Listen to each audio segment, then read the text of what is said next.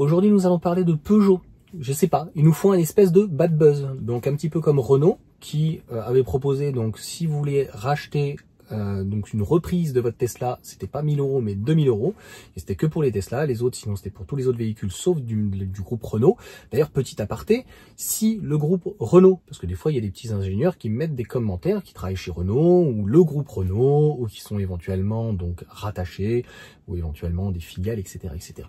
S'ils veulent nous communiquer donc ce chiffre, c'était du 9 avril au 14 avril de mémoire, donc c'était 5 jours. Combien donc dans les stocks Renault a pu vendre de véhicules donc électriques à ce moment-là, donc avec cette offre pour reprendre des Tesla, ça m'intéresserait. Je pense qu'il n'y en aura pas beaucoup, quelques-unes, ça va se compter sur les doigts de la main.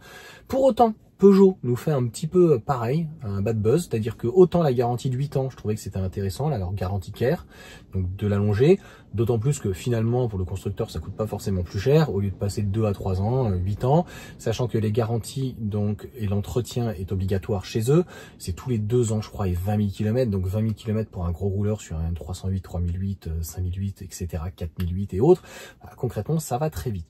Donc qu'est-ce qu'ils proposent? Ils proposent satisfait limite, ou remboursé. Alors c'est pas satisfait remboursé, c'est satisfait ou remplacé. Donc sous 3000 km ou 90 jours de mémoire, donc je vous mettrai les informations juste à côté, eh bien vous pouvez prendre un véhicule électrique et quitter votre véhicule électrique. Donc c'est Pierre-Henri qui m'a envoyé d'ailleurs cette information et qui me dit pour un PureTech. Alors il n'y a pas que des PureTech, mais c'est vrai que dans le groupe Stellantis et Peugeot, il y en a pratiquement plus, puisque il n'y a plus de diesel pratiquement, le seul essence à la place de ce 1,2 litre turbo, c'est le 1,6 litre donc THP que je connais très bien, j'avais dans la 207cc, il est uniquement logiquement dans l'hybride rechargeable, donc qui est en traction, qui n'existe plus donc en 4 roues motrices. Donc voilà pour ces informations, vous me direz ce que vous en pensez. Je trouve ça un petit peu loufoque, c'est particulier. Je pense qu'à un moment donné, tu essayes le véhicule avant, je pense que des fois les concessionnaires sont capables de les laisser toute une journée et de voir en fait si l'électrique vous plaît. Je suis pas sûr qu'en termes de communication et d'image, c'était la bonne chose. Peut-être que ça partait d'un bon sentiment en disant, écoutez, essayez-la, et si vraiment vous aimez pas, ben vous repasserez au véhicule donc thermique.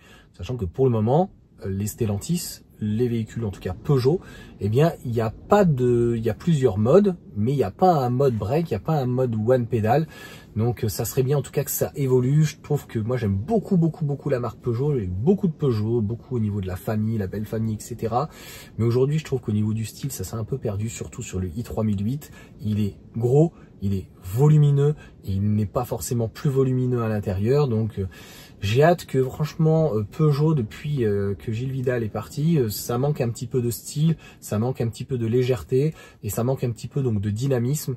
J'espère qu'ils vont revoir un petit peu tout ça avec le high cockpit, etc., les sous-menus, et que ça va être peut-être un petit peu plus fluide, donc que ça soit d'une manière maison ou éventuellement fait avec Google ou autre.